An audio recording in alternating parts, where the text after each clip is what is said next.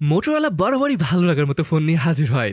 সব থেকে ভালো লাগে মানুষ আসলে কোন ব্যাপারটা নিয়ে প্রবলেম ফেস করছে সেটা নিয়ে তারা বেশ গবেষণা করে এবং এটার প্রতিকার নিয়ে হাজির হয়। এবারের মোটরোলা H60 ফিউশনে কিন্তু এরকম এক স্মার্টফোন, কার্ভ ডিসপ্লে, ডায়মেনসিটি এর পাওয়ারফুল প্রসেসর, থাকবে IP69 এর রেটিং। সব মিলে আজকের ভিডিওটি হতে যাচ্ছে দুর্দান্ত। যাই হোক, এটার প্রাইস, ক্যামেরা, পারফরমেন্স সম্পর্কে আপনারা বিস্তারিত জানতে পারবেন। তাহলে চলুন শুরু করা যাক আজকের ভিডিওটি।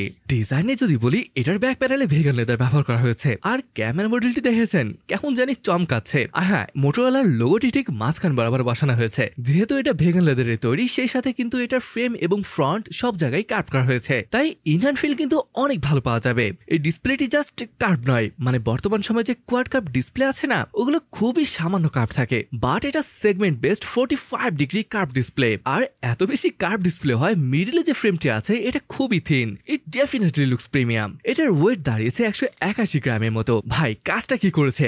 ব্যাটারি বড় হওয়া সত্ত্বেও এটা যথেষ্ট হালকা বলা যায়। এই কারণেই তো বলি in hand feel is amazing, there is no question. Alright, যদি এটা পোর্টস এবং বাটনে বলি, নিচের দিকটাতে রয়েছে SIM card tray, mic, USB type C port এবং স্পিকার গ্রিল। রাইট হ্যান্ড সাইডে, আর হ্যাঁ, এখানে আরো একটা মাইক্রোফোন দেখতে পাচ্ছে। এছাড়া পাওয়ার অন বাটন এবং ভলিউম রকারটিও রয়েছে। উপরে রয়েছে ডলবি অ্যাটমসের ব্র্যান্ডিং এবং noise cancelling mic. Left hand side একদমই ক্লিন। দেখুন, ভেগান লেদার হয় দেখতে তো ভালো লাগে, বাট যদি কেস ব্যবহার না করেন তাহলে বেশ দ্রুত এটা নোংরা হয়ে যেতে পারে হাতের ময়লার কারণে। তাই কেস ব্যবহার করা উত্তম। যদিও বক্সে কিন্তু কেস পাচ্ছেন না, এটা মাথায় রাখবেন।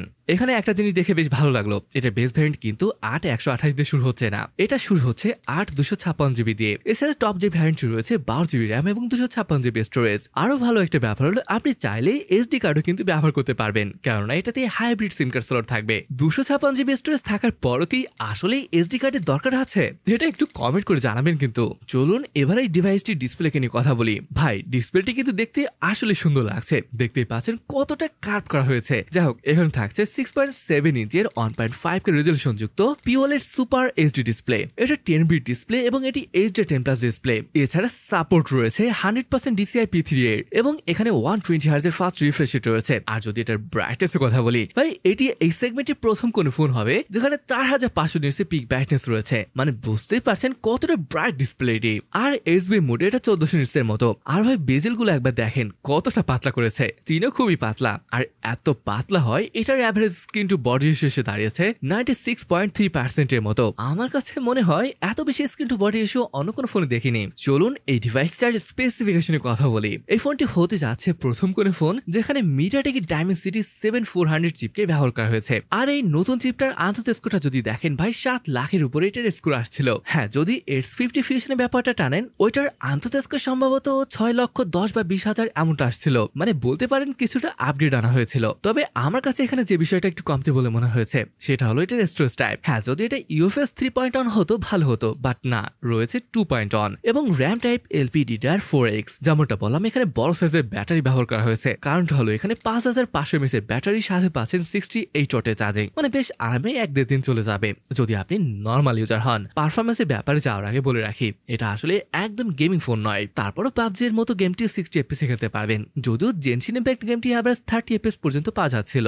আগে এখানে হিটিং নিয়ে একটু প্রবলেম ছিল, বাট এবার মনে হয় অতটা প্রবলেম হবে না, কারণ এবার এখানে 4500 স্কয়ার মিলিমিটারে ভ্যাপার কুলিং চেম্বার ব্যবহার করা হয়েছে। ওকে, ওএস নিয়ে যদি বলি, এখানে হ্যালো ওয়াই রয়েছে, which is based on Android 15। 3 বছরের মেজর অ্যান্ড্রয়েড আপডেট এবং 4 বছরের সিকিউরিটি আপডেট পেয়ে যাচ্ছেন। আর যদি মাল্টিমিডিয়া নিয়ে বলি, এটা সত্যি ইমপ্রেসিভ ডিসপ্লে। আপনি যেখানে ভিডিও দেখেন না কেন, ইউটিউব, নেটফ্লিক্স সবখানে দুর্দান্ত হবে। গুড অডিও কোয়ালিটি রয়েছে, ডলবি ভিশনের সাপোর্ট। মাল্টিমিডিয়া নিয়ে আসলে কোনো প্রবলেম হবে বলে তো মনে হয় না। তবে এইচডি প্লেব্যাকের সাপোর্ট কিন্তু এখানে নেই, এটা বেশ ইন্টারেস্টিং ব্যাপার। সেন্সর এখানে সবই রয়েছে, ইন ডিসপ্লে ফিঙ্গারপ্রিন্ট সেন্সর, সাথে রয়েছে ফেস আনলক, আর এগুলো কিন্তু খুবই স্মুথ ভাবে কাজ করে। তবে একটা বিষয় আপনার কাছে প্রবলেম মনে হতে পারে, সেটা হলো এটার ফিঙ্গারপ্রিন্ট স্ক্যানারটাকে কিন্তু অনেকটা নিচে দেওয়া হয়েছে, যেটা অনেকের প্রবলেম হতে পারে। কানেক্টিভিটি নিয়ে বললে, এখানে 5G, dual 4G VoLTE, Wi-Fi 6 এবং ব্লুটুথ 5.4 এর সাপোর্ট রয়েছে। তবে NFC এর সাপোর্ট কিন্তু এখানে পাচ্ছেন না। চলুন এবার আমরা এই স্মার্টফোনের ক্যামেরা নিয়ে কথা বলি। হ্যাঁ, আমার কাছে মনে হচ্ছে ভাই মোটরোলা দিন যাচ্ছে আর ক্যামেরায় উন্নতি নিয়ে আসছে, এটা বেশ ভালো একটা ব্যাপার কিন্তু। যাই হোক, ডুয়াল ক্যামেরা সেটআপের এই ফোনটির মেইন ক্যামেরাটি 50 মেগাপিক্সেলের সনি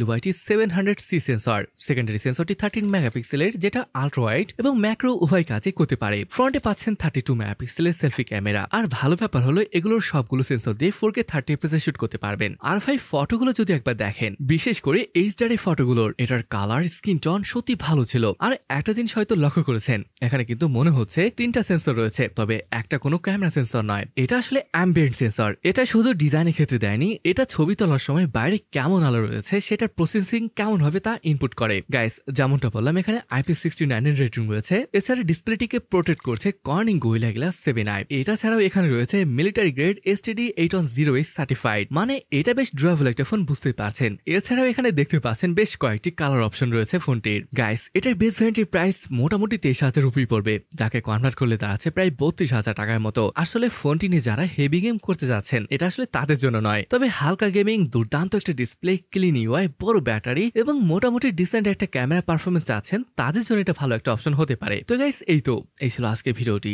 কেমন লাগলো সেটা অবশ্যই কমেন্ট করে জানাতে ভুলবেন না। তাহলে আজকের ভিডিওটি এখানে শেষ করছি, দেখা হবে পরে কোনো অসম ভিডিওতে।